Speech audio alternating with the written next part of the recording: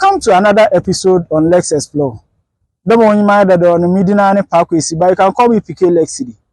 So on today's episode, we'll be talking about the things you need to know or consider before selecting a school to attend in Canada. But before that, if you've not subscribed to this page, make sure you subscribe, comment, like, and share so that others will have the opportunity to also watch. Next, so there, I'm an immigration consultant and an immigration lawyer. It's something I've learned from my own experience, read or experience of others as well. So let's move to our discussion. First thing to consider is the province you want to study in. Canada has 10 provinces and 3 territories. The province you decide to study in can affect the tuition fee you pay, the cost of living expenses, and even job opportunities. And to some extent, your chances of having your permanent residence after school. Just like Ghana was 16 regions, and cost of living in these regions is different. Today, be at Accra, Edanobo, and also there, Edibanobo is different from Kumasi. Same thing. Provinces act like regions in Canada. In Canada, 10 provinces, each and everyone has the way they live there, and it will affect your stay here. So the next thing to consider is choosing your school. And the school you are choosing, you need to make sure the school is a designated learning institute, what we normally call a DLI. A DLI indicates that the school has been authorized by the Canadian government to provide tuition to international students. So it is important you check that the school you are choosing is a DLI, and this information can be found on the IRCC website. Now that you've decided on the province and the school you want to study in, the next thing to ensure is that the program you want to read is eligible for postgraduate work permit. Postgraduate work permit in a school, you will get permit to stay in the country and work. The length of period of your permits depends on the length of your program and somehow the type of program you read. So for example, if you did any program, whether degree, diploma or certificate, and it's in a period of 1 year, you will get a 1-year postgraduate work permit. If you did a 2-year program and above, you will get a 3 years postgraduate work permit. But if you did a master's degree in a 1 year, you would get 3 years postgraduate work permit.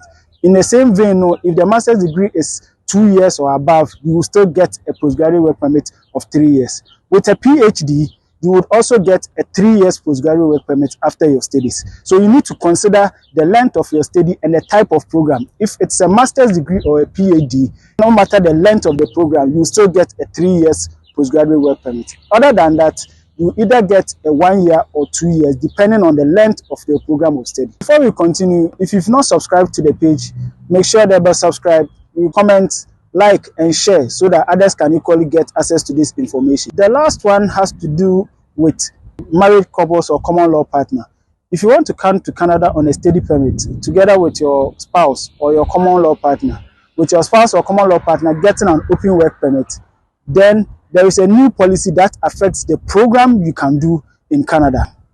So starting March 19, 2024, your spouse or common law partner may be eligible for an open work permit if you have a study permit and you are studying in either a master's or doctoral degree program in a university or a polytechnic, or one of the following professional degrees at a university: Doctor of Dental Surgery, Bachelor of Law, Doctor of Medicine, Doctor of Optometry, Pharmacy, Doctor of Veterinary Medicine, Bachelor of Science in Nursing, Bachelor of Education, and then Bachelor of Engineering.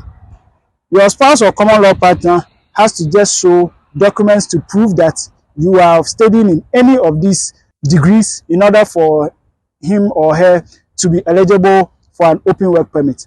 Other than that, any other course and our programmer all fall within those categories.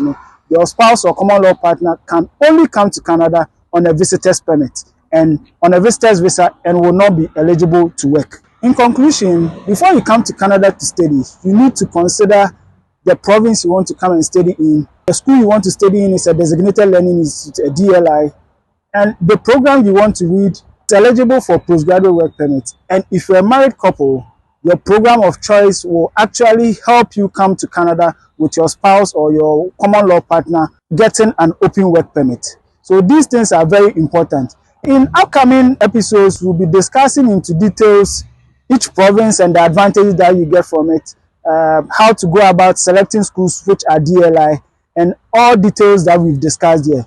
Make sure you subscribe to our channel, you comment, you like, and you share for others to also enjoy the content here.